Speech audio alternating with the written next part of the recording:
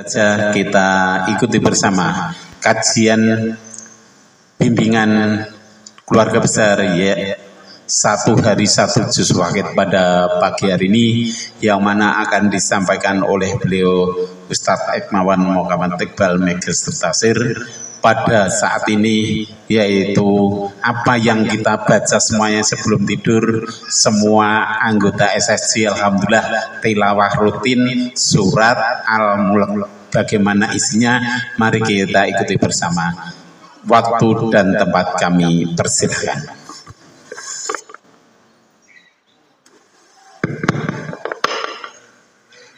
Bismillahirrahmanirrahim. Assalamualaikum warahmatullahi wabarakatuh.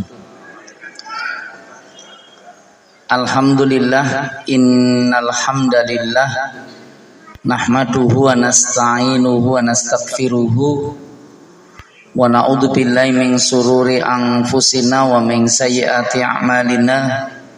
May yahdihillahu fala mudhillalah wa may yudlilhu fala hadiyalah. Asyhadu an la ilaha illallah wa asyhadu anna Muhammadan abduhu wa rasuluh. Allahumma sholli wa sallim ala Muhammad wa ala alihi wa ashabihi ajma'in. Wa qala Allah ta'ala fi kitabihil karim, a'udzu billahi minasy syaithanir rajim. Tabarakalladzi biyadihil mulk wa huwa ala kulli syai'in qadir, alladzi khalaqal mauta wal hayata liyabluwakum ayyukum ahsanu amala wa huwal azizul ghafur, alladzi khalaqas sab'a samawatin tibaqa ma tara fi khalqir rahmani min tafawut farji'il basara hal tara min futur summarji'il basara karrataini yang qalib ilaikal basaru khasi'an wa huwa hasir walaqad zayyana as-samaa'a ad-dunya bimasabiha wa ja'alnaha rujuman lisyayatin wa a'tadna lahum adzabas sa'ir. Wa qala nabiyuna Muhammad sallallahu alaihi wasallam, taraktu fikum amraini lang tadillu ma tamassaktum bihima, kitaballah wa sunnatan nabi. Sadaqallah wa sadaqa Muhammad Rasulullah sallallahu alaihi wasallam. Alhamdulillah bisa berkesempatan untuk silaturahim dengan keluarga besar satu hari satu juz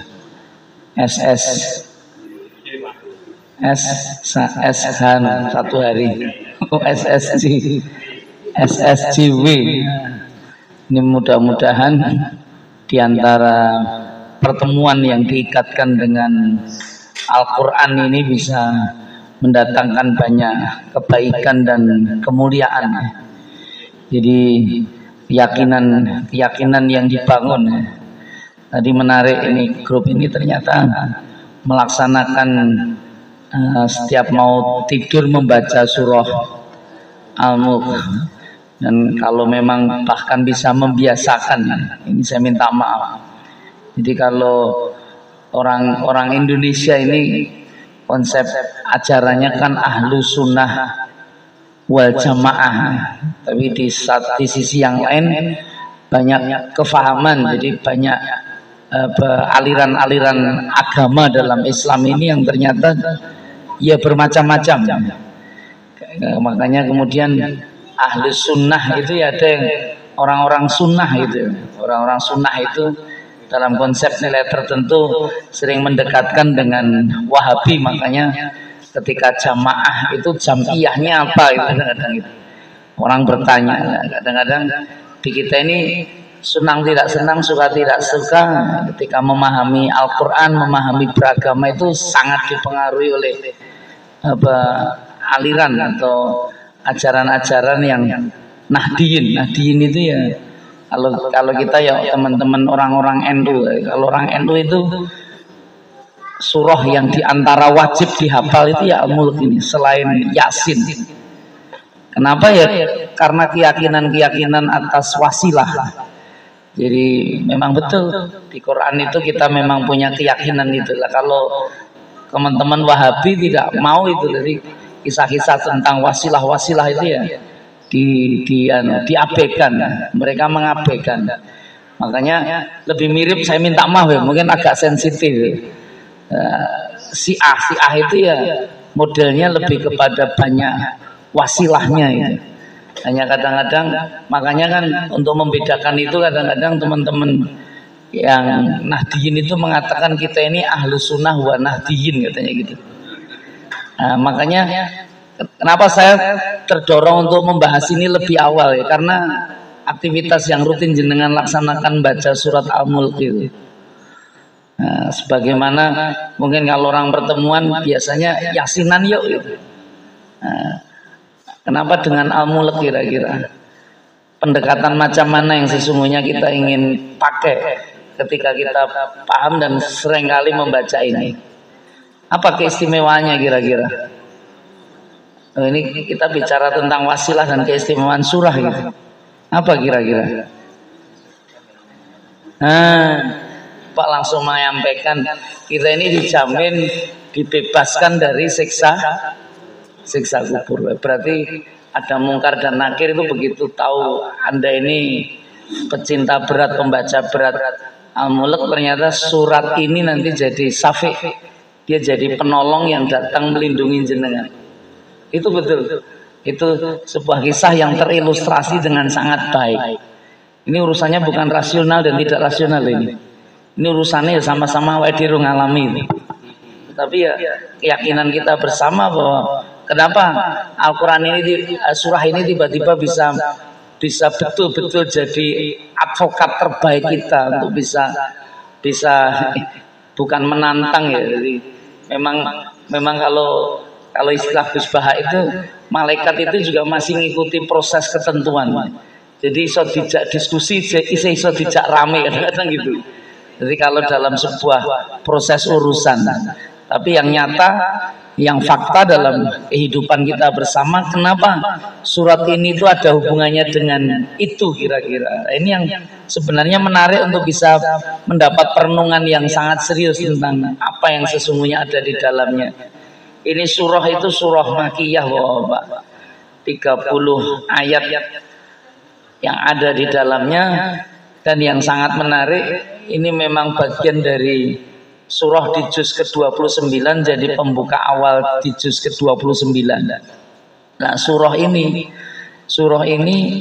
berisi yang paling awal itu tabarakalladzi biyadihil mulku wa huwa ala kulli syai'in qadir. Ini ayat-ayat yang terkait dengan kuasa Allah, kesuciannya ya. Walillahi mulkus samawati wal ardh wa ma bainahuma yahluku may yasha Allah ala kulli syai'in qadir. Dan ini ayat yang juga terkait dengan sesuatu yang kita inginkan, bagian dari kuasanya, kerajaannya, pengagungan atas dirinya. Karena sungguhnya ada hal-hal yang sangat menarik apabila kita mendapatkan perenungan bersama tentang apa yang sesungguhnya Allah Ta'ala ingin hadirkan untuk kita sebagai bagian dari pengenalan yang nyata atas diri ini. Ternyata ayat-ayat pertama itu yang mengkisahkan tentang kuasanya, Maha Suci Allah yang menguasai segala kerajaan, dan dia menguasai atas segala sesuatunya, di atas kuasa yang Allah Ta'ala ingin berikan. Alladzi khalaqal mauta wal hayata liyabluwakum ayyukum ahsanu amala. Jadi Allah ini menciptakan mati dan kehidupan ini bagian dari sebuah ujian ya. Di semua hidup ini pasti akan mendapatkan ujian ya. Dan untuk apa? Ayyukum ahsanu amal, untuk menentukan siapa yang sesungguhnya paling baik amalnya.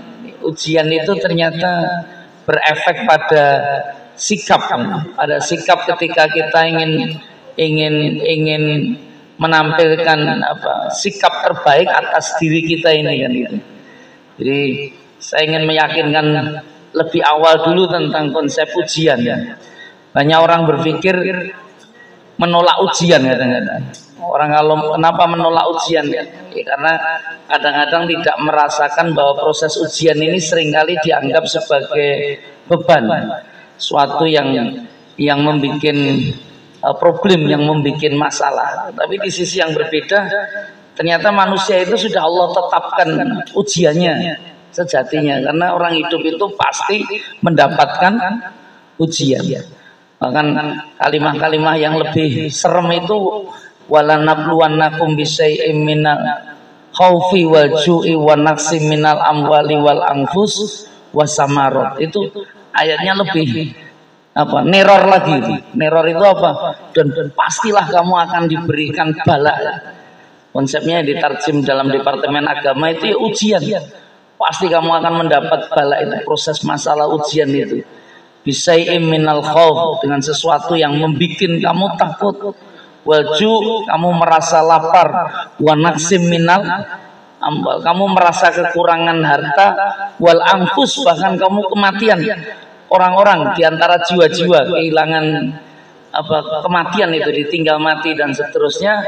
Wasamarot, samarot itu bahkan kehilangan sesuatu yang jelas-jelas sebenarnya sudah Anda ikhtiarkan, Anda usahakan, tiba-tiba lenyap begitu saja kan itu.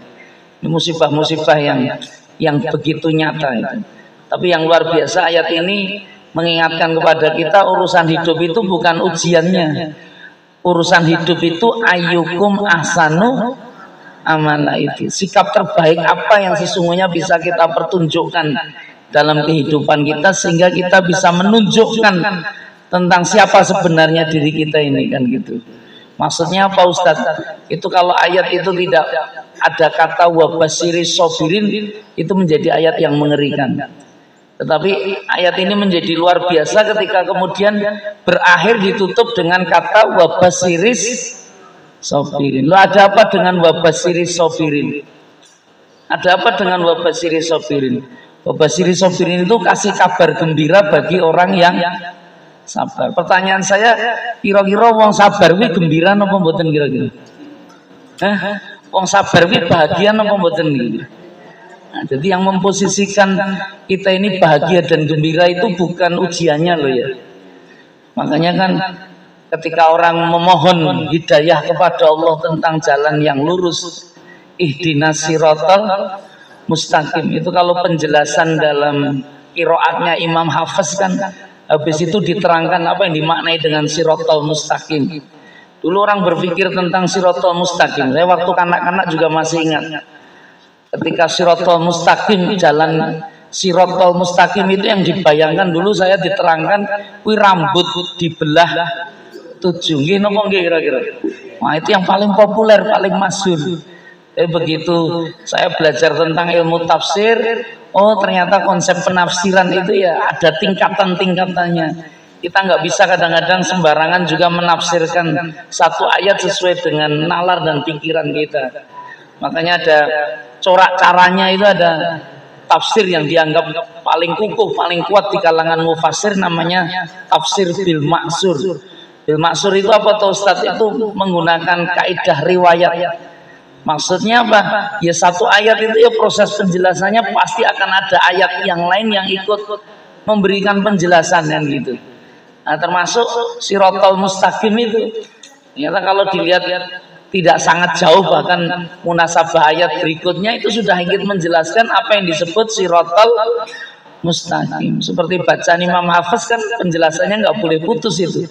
Apa itu? Siratal ladzina an'amta alaihim ghairil maghdubi alaihim waladhdallin.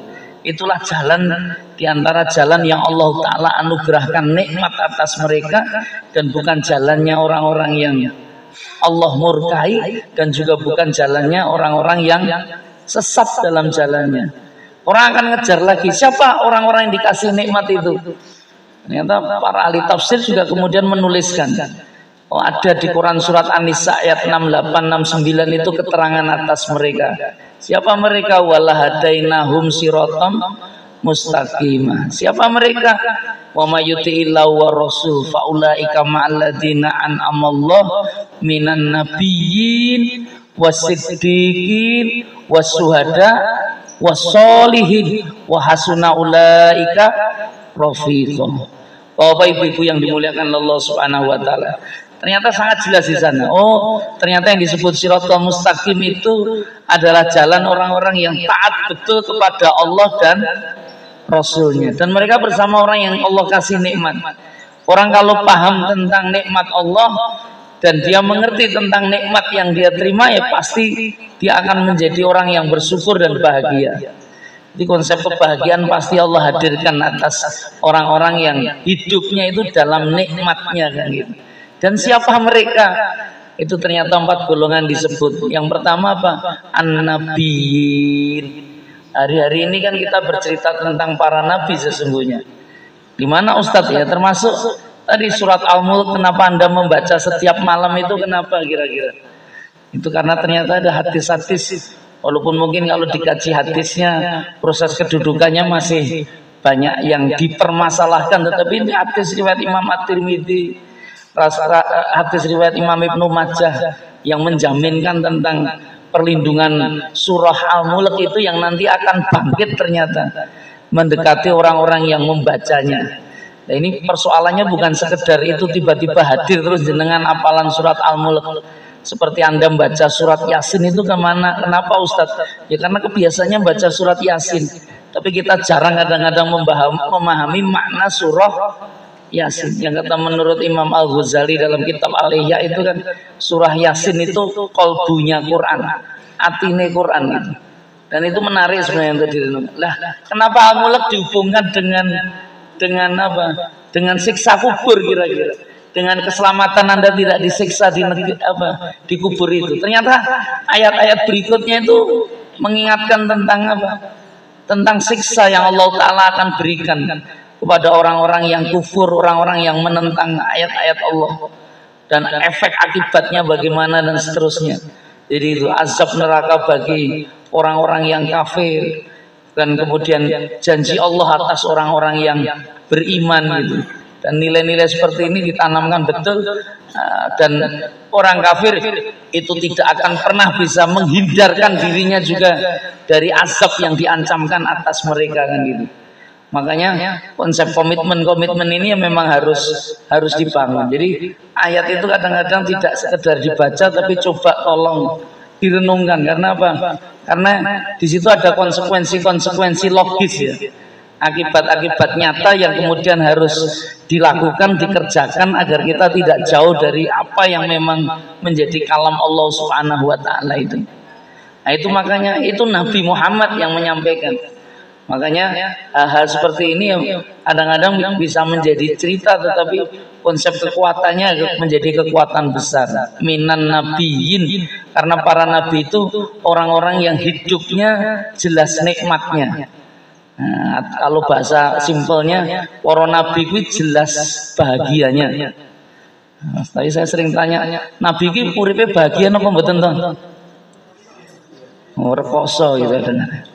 Monggo saya tadi sudah mengatakan itu, urip rekoso karo bahagia itu sesuatu yang berbeda. Loh, kenapa rekoso itu beda dengan bahagia, Ustaz?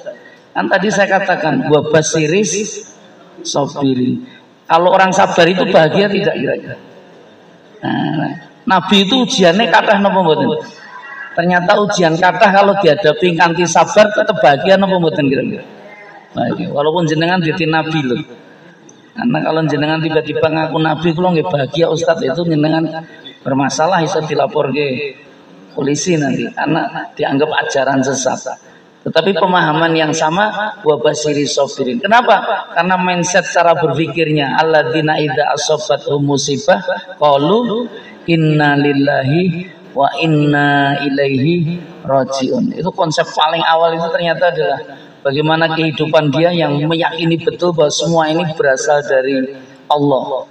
Bahwa ala kulli syai'in qadir, dengan kuasanya itu ya saya minta maaf. Makanya apa yang akan terjadi pun juga kembali dari sisinya. Kehendaknya apa ya? Kita ini hanya mengikuti kehendaknya. Itu kalau bahasa iman, bahasa tauhid, saya minta maaf. Itu orang yang paling bahagia itu sebenarnya orang yang mengimani qada dan qadar. Nah, banyak diantara kita ini yang belum sampai pada tingkat pemahaman keimanan itu. Qada dan qadar. Qada niku napa Ustaz? Qada itu ketentuannya, qadar itu takdirnya. Takdirnya. Lah memilih, menerima, memproses keyakinan ini ternyata tidak sederhana. Tetapi ya fase-fase itu akan bisa kita jalani, bisa kita ikuti apabila kita memang berusaha untuk bisa menangkap ayat-ayatnya di pesan-pesan Al-Quran. Itu yang kalau dalam bahasanya sahabat Ali itu dikutip. Saya kemarin dapat viral wawancaranya Syekh Ahmad Yasin. Syekh Yasin itu, Yasin pendiri Hamas itu, tahun 90-an diwawancarai tentang apa yang akan terjadi masa depan Palestina itu. Dia mengatakan tahun 2027 itu Israel akan hilang katanya. Kenapa hilang? Itu dia bicara tentang fase yang terjadi dan bangsa Palestina yang akan hadir dan muncul di permukaan. Loh, maksudnya gimana? Nah, dia yakin, dia ngutip pernyataannya sahabat Ali tentang istaftil Quran. Nah, iso bercakap itu dengan Al-Quran. Jadi Al-Quran itu jadikan panduan, jadi rujukan. Lah dia meyakini bahwa sebuah generasi itu akan berubah dalam fase 40 tahun. Ada 40 tahun. Dan makanya orang Israel sendiri kan juga sangat gelisah sebenarnya. Kenapa sebagian Yahudi itu tidak setuju dengan Zionis? Kenapa tidak setuju? Itu tidak semua orang Yahudi setuju dengan Zionis. Zionis, Israel, Yahudi itu entitas yang berbeda. Itu sosok-sosok yang berbeda. Maksudnya gimana Ustadz? Kalau Yahudi itu kan orang-orang yang di awal saya minta maaf itu yang dianggap mengikuti Taurat. Tapi faktualnya, nyatanya sebutan terhadap komunitas Yahudi itu mereka bukan mengikuti Taurat tapi bikin kitab suci sendiri. Namanya apa? Talmud. Pernah dengar Talmud? Nah, Talmud itu tafsirnya Taurat, tetapi bukan menafsirkan dengan cara benar, tetapi malah mengacaukan isinya, lo gitu. Dan itu betul, selenco betul, dan itu nyata. Lah, ternyata di Talmud itu ternyata negara itu tidak direkomendasikan dalam tanda petik. Kenapa? Karena negara itu kalau dalam Talmud itu ya hanya berusia maksimal 80 tahun. Jadi nek ngikuti Talmud dhewe ya Israel ya arep entek ya arep ilang. Makanya mereka itu kenapa melakukan program Zionis? Karena menginginkan dan mengharapkan apa yang ditulis di sana terkait dengan janji akan turunnya Mesia. Mesia itu siapa Ustaz? Kalau bahasa kita Al-Masih. Al-Masih itu. Kenapa dengan Mesia?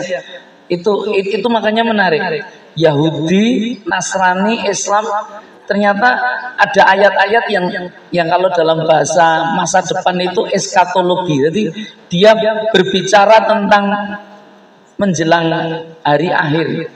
Jadi kalau Yahudi itu mengharap Mesia itu datang dalam rangka untuk memimpin orang-orang Yahudi menaklukkan dunia.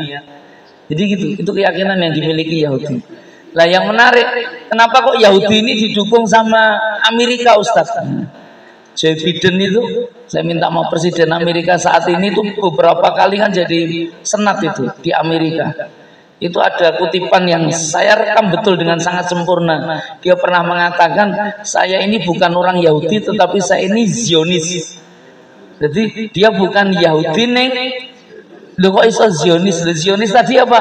Zionis itu yang mengendaki nek Yahudi itu kumpulin yang Palestina wae. Lho kenapa?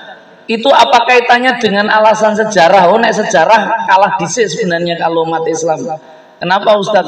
Itu kan yang diagung-agungkan, tiba-tiba mereka membawa bukti bahwa ini dulu bekas haikalnya Sulaiman. Maka kami orang Yahudi paling berhak untuk membangun kembali Haikal Sulaiman yang hancur itu, dan menganggap namanya Masjid Al-Aqsa kan yang bangun kan Umar bin Khattab dulu kan itu. Mereka lupa bahwa Masjid Al-Aqsa itu sudah ada. Saya minta maaf kalau ayat suci Al-Quran bahkan mengatakan Subhanalladzi asra bi abdihi lailam minal masjidil haram ilal Masjidil Aqsa. Itu pertanyaan yang paling serius. Siapa yang sebenarnya mendirikan Masjidil Aqsa? Siapa? Hah? Jangan panitia pembangunan masjid loh ya. Kadang-kadang gitu. Kita kalau masjid bangun, siapa yang dirikan? Panitia pembangunan masjid. Nah itu Masjidil Aqsa itu di zaman Rasulullah ketika diminta sholat pertama kali sujudnya malah menghadapnya Masjidil Aqsa itu. Sampai 17 bulan itu. Makanya kan ada masjid namanya Masjid Kiblata ini di Medina. Nah, tak tunggu mudah-mudahan yang hadir di tempat mulia ini bisa segera ziarah ke makam Rasulullah ke Medina. Ini berkah. Diamini yang baik, yang amini tak tunggu mudah-mudahan rezekinya lapang betul.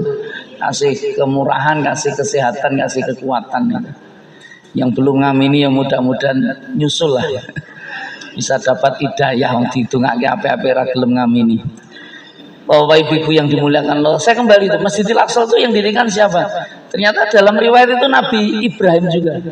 Jadi Nabi Ibrahim itu dirikan dulu Masjidil Haram dengan Nabi Ismail, kemudian berpindah 40 tahun berikutnya dirikan Masjidil Aqsa dengan Nabi Ishak, dengan Nabi Ishak. Lah dari Nabi Ishak itulah muncul seorang nabi yang namanya Nabi Yakub, yang Allah panggil dengan panggilan kesayangan namanya Israel. Jadi Israel itu panggilan Allah untuk Nabi Yakub. Lalu kenapa dipanggil Israel? Makanya orang Zionis itu tiba-tiba menciptakan negara namanya Israel, itu perampokan sejarah atas sebuah nama. Israel ini apa tahu Ustaz? Israel itu dari bahasa Ibrani. Ya Bani Israel keluar nggak di kitab suci Al-Quran? Oh banyak. Bahkan Nabi Musa itu manggil umatnya semua dengan kalimat ya Bani, anak-anaknya Israel. Maka Nabi Musa itu paling masyhur, paling populer di kitab suci Al-Quran. Itu artinya memang Israel ini sebagai sosok yang sangat penting untuk Anda perhatikan. Loh, kalau Israel dari sisi nama, Isra itu artinya dalam bahasa Ibrani artinya abdun, itu hamba. El-Elia itu Tuhan. Jadi Israelia itu seringkali disebut kalau dalam bahasa Arab Abdullah, wi hambane Allah atau pilihan Tuhan dia. Jadi pilihan Tuhan itu kalau menurut Quran loh ya. Tapi ternyata orang Yahudi menafsirkan Israel itu beda. Saya buka itu di Talmud itu ternyata beda. Isra itu dimaknai bergulat. El-Elia itu Tuhan. Jadi Nabi Yakub kuwi ndemen wis tau gulat karo Gusti Allah terus menang gitu. Kadang-kadang memang penafsirannya sampai kemana-mana. Tapi ini nyata. Artinya ini sebagai sebuah komunitas yang diyakini. Lah, kenapa Ustadz tadi orang-orang Nasrani Protestan yang notabene mimpin Amerika Serikat itu sangat mendukung Zionis agar orang Yahudi tinggal di sana? Karena ternyata keyakinannya Nasrani Protestan itu tentang turunnya Mesias itu ternyata juga sama gitu. Jadi Mesias itu nanti juga akan turun di bumi Palestina itu seperti keyakinan orang Yahudi. Yang beda apa? Kalau orang-orang Nasrani Protestan itu keyakinannya dia turun ke sana untuk menasranikan orang-orang Yahudi. Jadi ini makanya kumpulno dadi ning kono kabeh wong Yahudi itu. Loh kenapa dengan Yahudi? Yahudi itu komunitas kecil. Jumlahnya hanya 18 juta. Karena memang ini bukan agama dakwah sesungguhnya. Ini agama rasis. Jadi di Talmud itu juga disampaikan ternyata. Jadi orang yang betul Yahudi itu yang keturunannya Israel itu, Bani Israel Nabi Yakub itu. Nah, apalagi yang paling besar kan keturunannya Yahuda itu. Itu anak nomor 4 dari Nabi Yakub. Jadi kalau ada orang yang nggak keturunan Israel tiba-tiba ngomong ngakune jadi Yahudi, itu menurut orang Yahudi di kitab Talmud itu istilahnya kelas loro. Jadi ono kelas, jadi kue dianggap ya Yahudi pesek lah gitu. Artinya tidak itu standarnya di bawah dia. Jadi Yahudi itu sebenarnya ajaran rasis itu, keturunan. Jadi yang menarik tentara-tentara yang diimpun untuk membela negara Yahudi itu malah rata-rata bukan orang Yahudi ternyata. Itu kemarin yang meninggal letkol siapa itu, Salman Hubuk dan seterusnya. Saya cari itu bukan orang Yahudi dia. Itu betul banyak orang-orang yang bukan orang Yahudi, orang Arab. Tetapi kenapa membela Israel? Ya, karena memang mereka memiliki cuan yang besar. Jadi orang Yahudi itu piye dengan dana uang yang banyak, itu dia bisa menggerakkan semua dengan urusan uangnya. Nah, makanya ini aktivitas akhir zaman yang nanti akan terjadi. Maka sebelum Anda melewati pertanyaan mungkar dan nakir, nggak ngerti jenengan iso lolos sopora karena surat Al-Mulk ini. Tapi saya mau beritahu bahwa sesungguhnya di akhir zaman itu ada sebuah fitnah yang sangat besar selain fitnah kubur itu. Fitnah apa? Min syarri fitnatil masihid dajjal. Dajjal, pernah dengar dajjal ibu-ibu? Dajjal itu yang bagaimana kira-kira? Tiba-tiba Anda bicara tentang orang bermata satu, itu biasanya bicaranya langsung kepada sosok. Tapi orang jarang membahas Dajjal itu dari sisi bahasa ternyata. Saya tidak menolak, tapi saya hanya ingin meyakinkan kenapa kok namanya Dajjal itu. Kenapa namanya Dajjal? Katanya yang diharapkan Mesia, kok tiba-tiba Dajjal yang muncul. Loh, Dajjal itu versinya Islam loh. Dajjal itu nganggep yang nanti turun dan mimpin Yahudi Nasrani itu Dajjalnya Dajjal palsu atau Mesiahnya Mesiah palsu. Makanya kenapa butuh turunnya Nabi Isa. Nabi Isa itu fungsinya apa? Tugasnya apa yang utama? Bunuh Dajjal. Lah masalahnya Dajjal itu apa toh? Dajjal itu ternyata dari bahasa Arab, dari kata Dajjalul Ba'il. Itu maknanya ngecat sesuatu yang asli, mencampur adukkan. Nek bahasa kerennya saiki tukang bikin hoak, tukang ngapusi. Lo itu makanya betul. Anda kalau ingin terus berada di jalan lurus itu ya ikuti. Selain jalan para nabi, ternyata di Quran surat An-Nisa ayat 69 disebutkan yang kedua apa? As-Siddiqin. Oh itu. As-Siddiqin itu orang yang paling selamat. Siapa As-Siddiqin itu Ustaz? As-Siddiqin itu kalau di terjemahan Departemen Agama disebutkan pecinta kebenaran. Tapi lawan As-Siddiqin sinten kira-kira? Al-Kadzibin. Jadi para pendusta. Lu ini kalau dikatakan Dajjal itu pendusta, kira-kira saiki Dajjale oke napa mboten kira-kira? Kepahamannya banyak nggak kira-kira? Karena Dajjal itu sebenarnya mencampur adukkan yang hak dijadikan batil, yang batil dijadikan hak. Itu kerjanya Dajjal. Dan kedustaan yang dimunculkan. Hari-hari ini banyak kedustaan nggak yang Anda temui kira-kira? Peperangan yang ada di sana banyak dustanya nggak kira-kira? Oh, media sosial, media massa luar biasa di framing sedemikian rupa. Tapi saya bersyukur ini tiba-tiba majelis ulama berfatwa. Berfatwa itu pasti ada yang menanyakan ini. Jadi fatwa itu akan keluar apabila ditanyakan. Fatwa yang terakhir apa? Ternyata mengharamkan produk-produk yang mendukung Israel. Ustaz Abdidar langsung, ayo siarkan mana saja produk-produk yang mendukung Israel. Apa do kaget? Ternyata kok oke banget. Saya ada viral tuh sampai nangis saya. Ada seorang ibu-ibu, ada yang warungan di sini. Itu langsung diperiksa dodolane. Terus dijikui, ora gelem nganggo produk itu sampai sedemikian rupa. Nah, mungkin awake dhewe payuse lah engko ra kulane. Itu sampai sedemikian itu sikapnya. Karena marah betul dengan ini. Loh kenapa Ustaz? Itu betul. Hari ini kedustaan dibikin sedemikian rupa. Tetapi yakin, saya nggak ngerti Isa ini sudah turun atau tidak. Tetapi awal keruntuhan Dajjal itu ketika kedustaan itu terbuka. Dan hari ini yang dukung Israel itu ternyata kalau Amerika ya pimpinan-pimpinan itu loh. Rakyatnya gimana kira-kira? Kelihatannya sudah menolak itu. Itu betul. Di Inggris juga seperti itu, di Eropa seperti itu. Ada 12 negara ibu-ibu bapak. Itu nyata itu. Waktu ada revolusi PBB di voting seluruhnya untuk menghentikan peperangan karena ini udah melihat bukan peperangan. Ini genosida. Ini pembantaian manusia. Itu ada 12 negara yang izin dukung Israel. Sing minta peperangan itu bahasanya kaya dilanjutkan. Karena yang dikejar siapa? Teroris. Hamas dianggap teroris. Itu bohong atau kebenaran itu kira-kira? Nah, ini fakta. Ini makanya kejahatan-kejahatan perang sebenarnya terjadi sedemikian masif di sana. Tapi kelihatannya didukung 12 negara dan yang lainnya kira-kira minta berhenti, ini berdaya tidak kira-kira?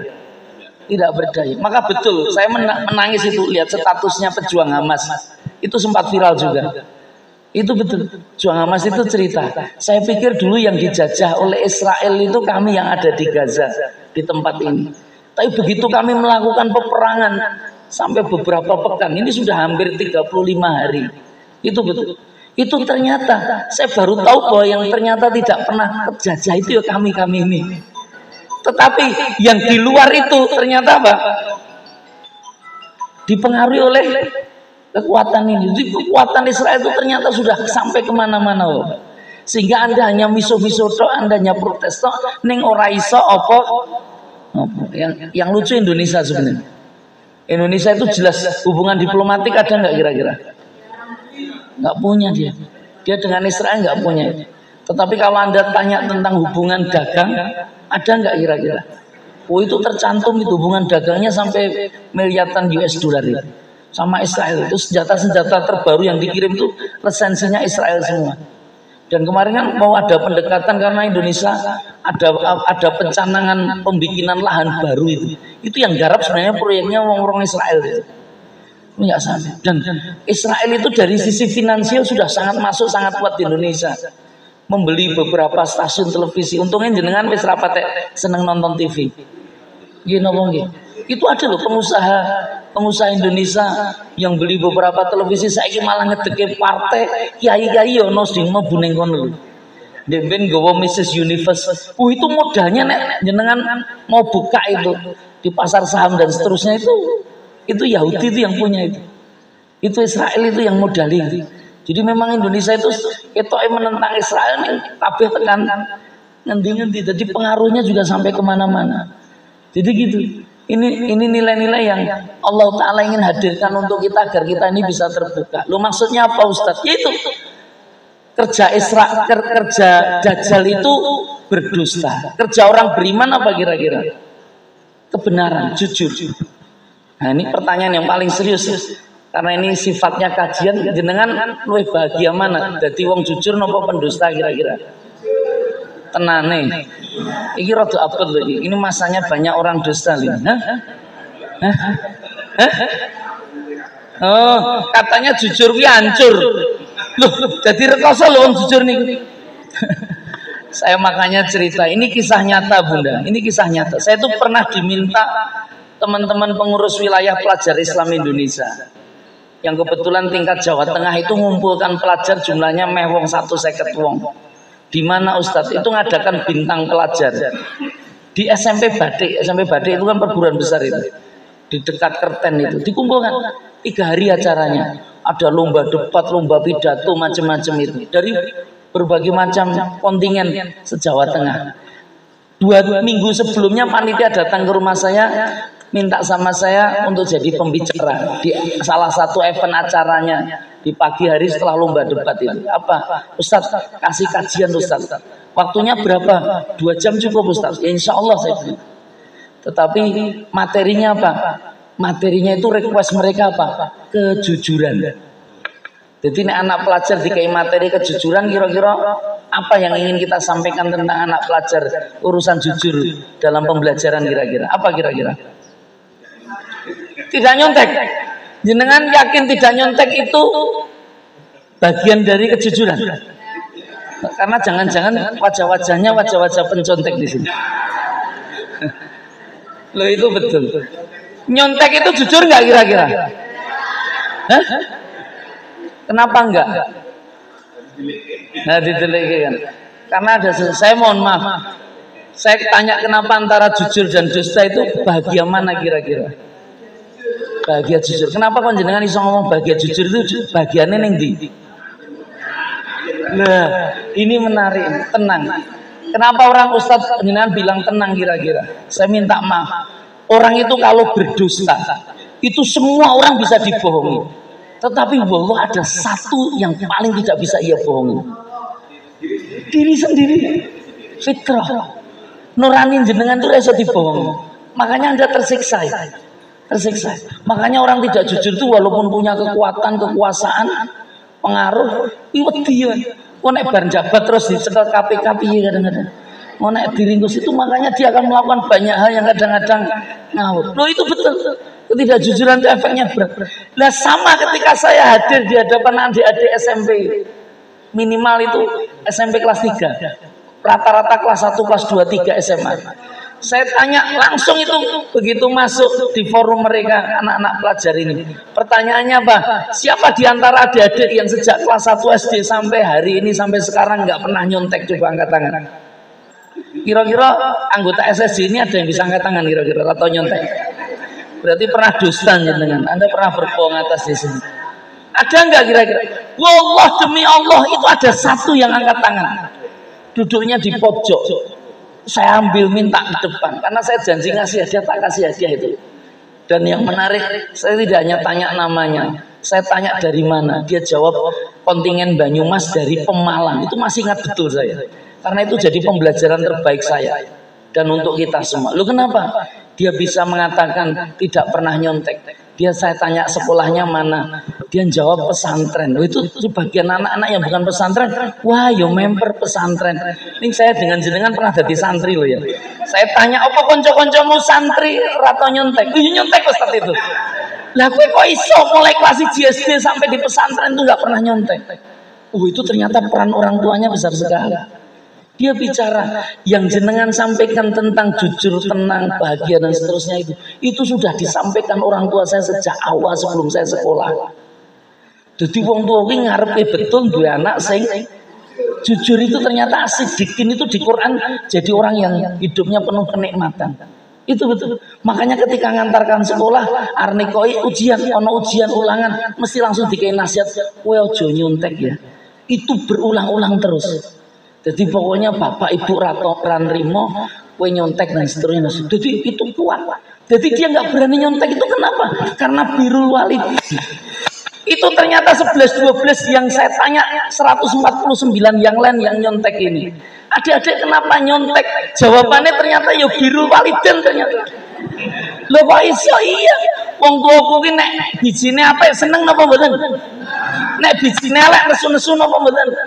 Lah pilih wong tua nesu napa seneng? Seneng. Karena wong tua ora tau ngurus kuwi hasilnya apik nyontek apa ora tau ditekok. Dan ketika elek ya dione-oneke walaupun itu jadi jujur ya ajur tenan kadang-kadang gitu. Loh, sepakat enggak kira-kira? Berarti ono pengaruhnya enggak kedustaan dengan pendidikan kita kira-kira? Loh, itu fakta ini. Makanya Siddiqin itu harus dikenalkan lebih awal kepada generasi kita. Kejujuran itu menyenangkan, kejujuran itu menenangkan. Dan itu fakta dalam kehidupan kenyataan.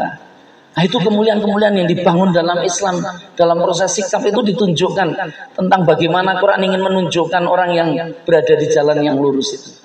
Dan golongan 3 siapa Ustaz? Nah, ini Anda kan urusannya kepengen baca Al-Mulk kan terbebas tidak disiksa sama mungkar dan nakir.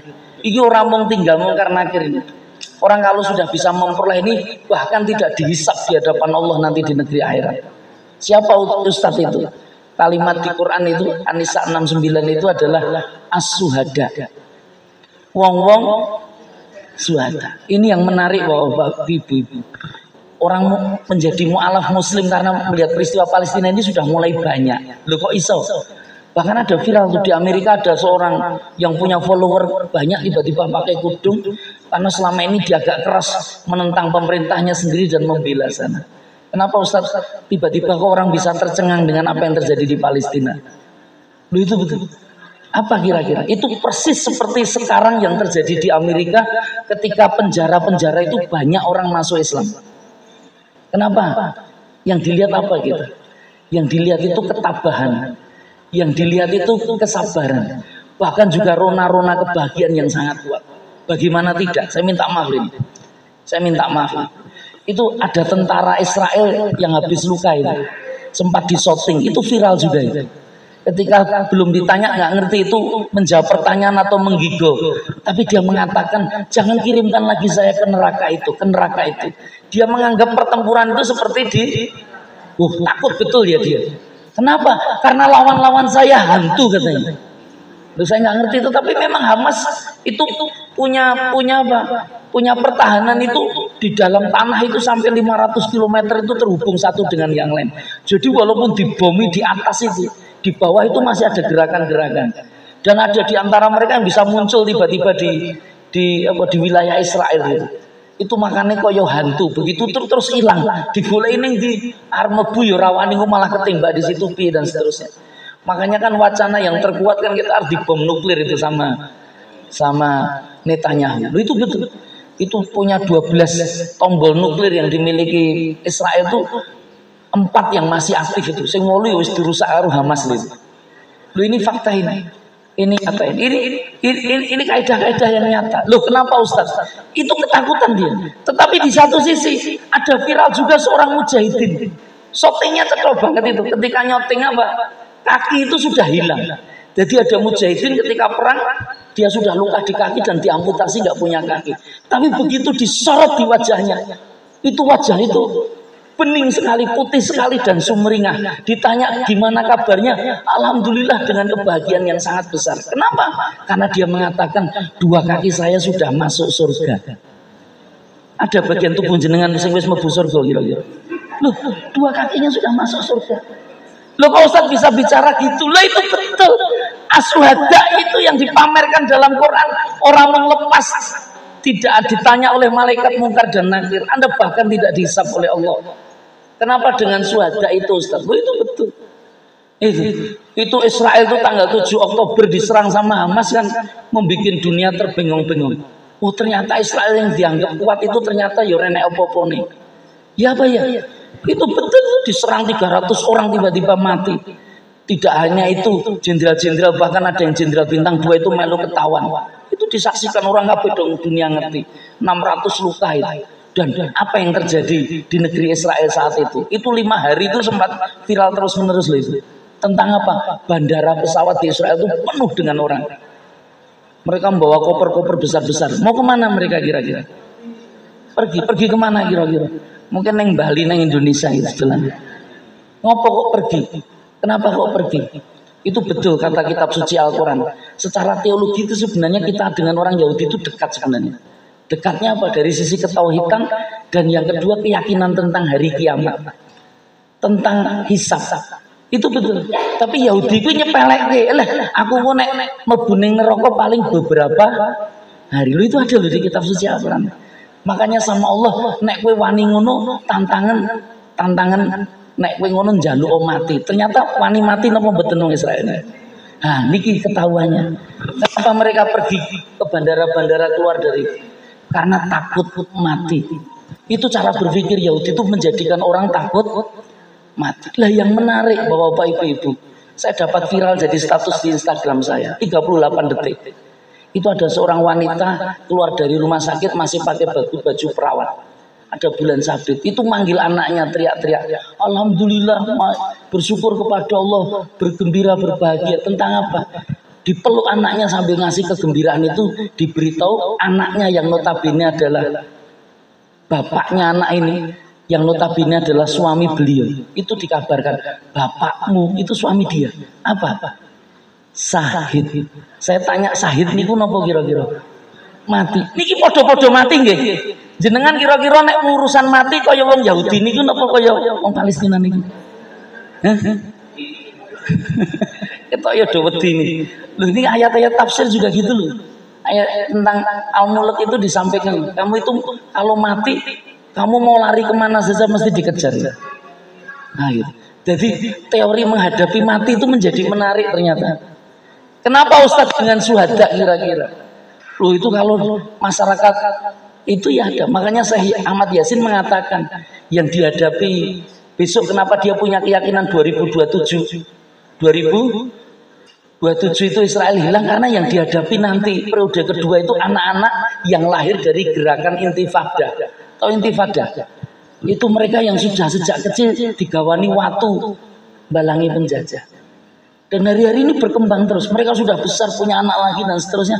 Dan apa yang terjadi pada anak-anak itu? Anak-anak itu hari-hari ini menulis tangannya dengan nama-nama. Ditulis ya apa ya kira-kira? Buat apa ditulisi nama-namanya? Ditanya, ngapain ditulis itu? Biar nanti kalau syahid, orang tuanya mudah mengenali. Saya tidak dimakamkan, kecuali memang orang tua kehendaki mau di mana. Jadi bangga juga dengan itu. Bahkan ada di lorong asrama itu, ada anak-anak kecil perempuan ya tershooting juga. Bawa kain ngangkat adiknya yang masih kelas umur 2 tahunan itu. Disuruh tidur diangkat itu. Ditanya, kalian sedang main apa? Jawabnya apa? Main sahid-sahidan. Loh, gitu. Saya terbayang jenengan dengan sahid itu. Itu sahid itu membuat orang bahagia. Maka betul yang diceritakan Ustaz Adi Hidayat itu. Relawan kemanusiaan pernah datang ke sana. Ustaz Adi Hidayat mengutip itu. Tapi cerita langsungnya saya dengar langsung itu. Ketika dia mengumpulkan anak-anak Palestina sambil ditanya. Tanyanya apa? Siapa yang kepingin cita-citanya jadi presiden? Orang yang sih angkat tangan anak-anak Palestina. Neneng Indonesia ditawari wakil presiden rebutan nih. Bahkan piye carane MK Dinggo dan seterusnya itu dari mahkamah keluarga jadi problem masalah. Itu betul. Presiden nggak ada yang tertarik. Terus ditanya lagi siapa yang kepengen jadi dokter. Ada anak perempuan yang tiba-tiba angkat tangan sambil malu-malu. Pengen jadi pemain bola anak laki-laki ada angkat tangan. Lu dia bingung. Lah kalian ini cita-citanya pengen jadi apa? Dia pikir mungkin mereka ini karena hidupnya menderita dan lain sebagainya dan seterusnya. Tapi begitu ditanya tentang cita-citanya, tiba-tiba mereka serempak yang semula duduk-duduk seperti ini berdiri sambil meneriakkan kalimat Allahu Akbar. Cita-cita kami syahid fisabilillah. Anda punya cita-cita syahid fisabilillah? Saya beritahu ibu-ibu naik aktif SSC pengajian berkumpul seperti ini melu pengajian tiba-tiba jenengan teklak-tekluk kedatangan malaikat maut terus mati nopo niku kira-kira syahid loh. Ini yojo saiki Ustaz urusannya jauh kayak syahid, Anda mati hari ini syahid. Makanya syahid fisabilillah itu harus dicapai.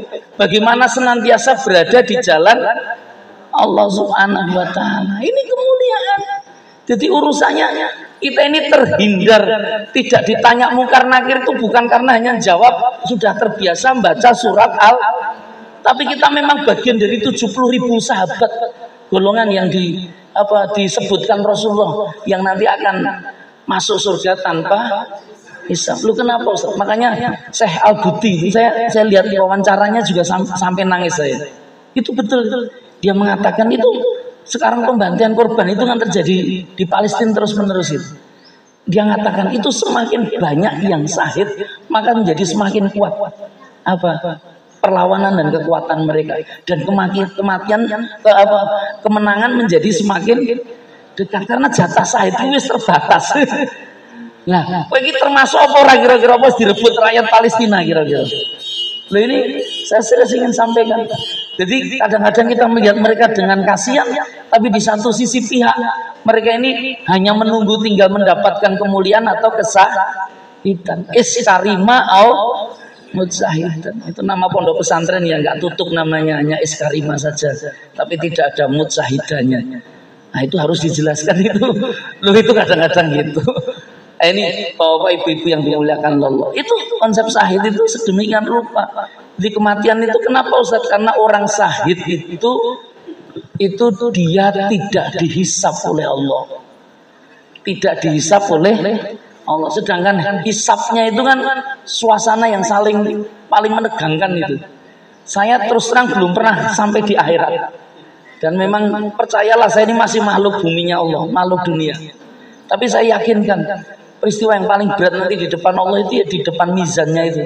Saat ditimbang amal kebaikan dan amal keburukan. Kira-kira wajah-wajah kaya wae dhewe abot ndi kira-kira? Sing apik apa elek? Ini wajah-wajah bermasalah kelihatannya kita sama-sama banyak mengharapkan banyak ampunan dan rahmat kasih sayang Allah. Maka kira-kira kalau orang mati tanpa hisab masuk surganya Allah nyenengin tidak? Nyeneng. Apalagi janjinya Rasulullah juga bahwa orang mati syahid itu bisa nyeret 70 orang. Loh itu menarik tidak kira-kira? 7 orang bisa diajak sama dia bisa masuk surganya. Jadi nek duwe sedulur mati syahid seneng napa mboten jenengan? Ning masalah kowe sing diseret apa ora kira-kira katanya. Lah ini masalahnya sampai sejauh itu. Lah yang terakhir apa Ustaz? Konsepsi nilai kebaikan, kebahagiaan agar hidup kita ini senantiasa berada dalam nikmatnya. Itu ternyata ada kata dalam kitab suci Al-Quran namanya as-solihin. Apa? As-solihin. Solihin itu apa? Orang soleh. Tahu soleh? Nah, amanu wa amilus. Di Islam itu soleh itu ternyata menjadi kata kunci atas keimanan. Jadi iman saja tidak cukup. Itu harus ada konsep amal soleh. Lama soleh itu gimana tuh? Nah, saya ilustrasikan sederhana atas filosofi hidup ya, atas filosofi kehidupan. Mungkin pernah dengar, ini ada satu puisi menarik yang ditulis oleh Khairil Anwar. Dia menulis apa? Hidup sekali, itu ada titik-titik satu kata, lalu mati. Hidup sekali, titik-titik, lalu mati. Buya Hamka itu ngasih komentar. Dia punya tafsir namanya Al-Azhar. Tapi dipilah-pilah ada tulisan Buya Hamka itu tafsir kebahagiaan. Dia bercerita tentang puisi yang terkait dengan kehidupan. Dia katakan kalau manusia hidup terus lalu mati. Wong hidup itu kan bertahannya hanya makan dan minum. Kata Buya Hamka, babi-babi di hutan itu ya makan dan minum. Terus mati. Lah nek babi hutan mati, dia malah sudah tuntas hidupnya. Lah kita jadi masalah manusia karena fungsi kita kan bukan sekedar hidup, ya Pak ya. Kalau hidup Anda hanya mengejar harta, dunia, materi dan seterusnya, itu kata Buya Hamka juga sama. Kera-kera di hutan itu melakukan yang sama itu. Dia mengumpulkan itu makanan-makanan untuk kehidupannya. Lalu bedanya apa kita dengan mereka? Itu kalau di puisinya Khairul Anwar, hidup sekali berarti, tahu berarti, makna berarti. Lalu mati, berarti itu apa? Bermanfaat. Maka kalau saya katakan khairun nas anfa'um linnas, sepakat nama mboten kira-kira? Orang yang terbaik di antara kalian kata Rasulullah adalah orang yang paling bermanfaat, sepakat tidak? Nah, pertanyaan saya, piye caranya jadi wong bermanfaat kira-kira? Hah? Gimana caranya bermanfaat? Hah? Beramal soleh, melakukan amal soleh. Amal soleh itu ada yang bisa menjadikan bahagia, ada yang malah bisa menjadikan kekecewaan. Karena proses ikhtiar bekerja kan tidak sekedar bekerja kalau dalam Islam. Dalam Islam itu kan kerangkanya kan kerangka ibadah. Nggih napa nggih?